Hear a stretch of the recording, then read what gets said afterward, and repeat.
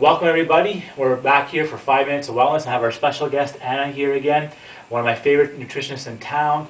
And you know what, Anna? It's hard to believe 2012 is winding to an end. It just feels like a couple months ago we were ringing it in, and now we're getting ready for the holidays. Yeah, it went really fast. Went super fast, and you know I've read before that during this time period, these next 60 days here, we actually consume more sugar in these next 60 days than we do almost all year round. So I wanted to bring you in, and maybe you could share some tips to help people, avoid that extra 5 to 10 pounds that sometimes we accumulate over the holiday season, and we end up spending most of the year trying to get rid of. Yeah, that's very true. You know, a lot of us have the attitude that, oh, it's the holidays, so whatever, I'm going to eat what I want, drink what I want, and that's okay, but except for some of us that carries on, like you said, for 30, 60 days, if we start right now at the end of November, and these celebrations keep going into January. So, and I'm not going to sit here, maybe some of you are saying, oh my gosh, here's a nutritionist right around the holidays, is going to tell me that I'm not allowed to indulge, I can't have any treats, I shouldn't be drinking, and I'm not going to say that to you because I'll be indulging as well. Maybe you'll be indulging. I definitely will be indulging. I like to, sometimes we get some baked goodies in here from some of our practice members, so we like to have some fun as well. That's right. So you just want to take it easy because some of those pounds that you put on, you can get rid of them after the holidays, but stats show that we tend to keep 1 or 2 of those, like the holiday gift that keeps on giving. Yes. So it can creep up on you over time. So I'll just share a couple of tips that will help you out over the holiday season. Yeah, maybe your top 3 or top 4. Sure. Okay. So number 1 is, and this is something I commonly hear from people, oh, I'm going to a Christmas dinner tonight, or I'm going to a Christmas party tonight, so I'm not eating lunch or breakfast, and I want to have room for all of this stuff. And that's exactly the opposite thing of what you should be doing, because what ends up happening is you show up at these functions super hungry. And when you're super hungry, you tend to not just overeat, but you make a lot of the wrong choices. So it's better to have a healthy meal or a healthy snack before you go there so you don't show up super hungry. Second thing that I see a lot of people do is when you go to these functions, typically the food is all spread out somewhere on a nice table. Big table. You got all these nice treats there, and you want to try them. I want to try them because it's stuff that I don't normally make myself at home. So the thing is not to just hang around the table, because what happens when you hang around the table? You tend to eat most of the table. That's right. Yeah. You just sit there and it's right there at your reach, right? Reaching. So you're not being mindful of, you don't even know how much food that you've eaten because it's just you're not even paying attention to what you're doing. So the trick is to get yourself a small plate, fill it up with food, and then disengage from the table and go and engage, move as far away as you can from the table and go and engage with family and friends. And I said a small plate because our perception has something to do with it.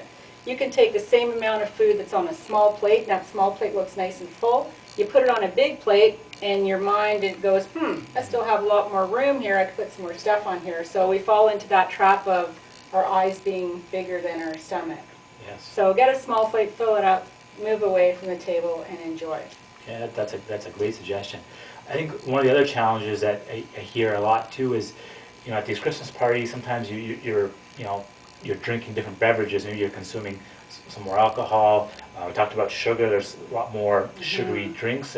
What are some recommendations for that? Well, that's a really good point, because I think we tend to drink a lot of our calories, not just over the holidays, but some people in general drink a lot of their calories, not just through alcohol, and alcohol is a super sugar, not just through alcohol, but through soft drinks, fruit juices, fruit punches. So we want to be a little bit mindful about what we're doing with our drinks as well. If you're choosing an alcoholic beverage, I try to recommend going for a glass of red wine, because a cold beer or a cold mixed drink, we tend to sort of chug those down as thirst quenchers. When we have a glass of red wine, we're just sipping it, we drink it more slowly, and at least we know that there's some health benefits to that red wine. Yes. It has some antioxidants in there. Another thing you can do is, if you like to drink wine, is mix it with a little bit of soda water, so you're cutting the alcohol a bit, have a spritzer. And instead of all those soft drinks and fruit juices, how about just a nice sparkling glass of water with some nice fresh lemon or lime squeezed in there? It's a wonderfully refreshing drink, and you'll cut back on a lot of the sugar that you consume so quickly when you're drinking it. Yeah, I think for myself as well, that tends to be the biggest culprit during the holiday season is, you get some of those tasty beverages like hot chocolate, eggnog.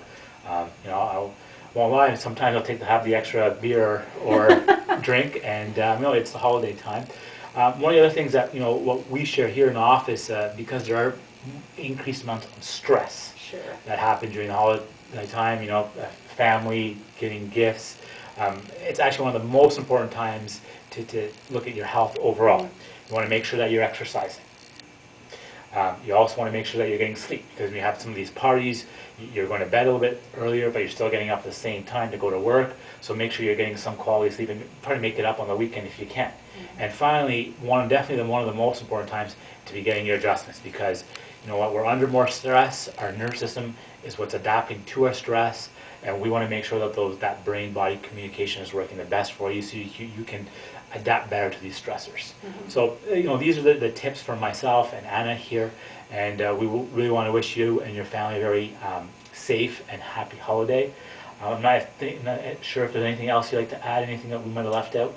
I think we've offered some great information, and if people are looking for more tips, I'm sure they can always visit your website for I know there's some great sleep tips on your website as well, and so some great nutrition tips as well at perfectresonance.com. Well, thank you for joining us, and hopefully we'll see you next month, but we won't be 10 pounds heavier. Have a happy holidays, everyone. Merry Christmas, happy holidays.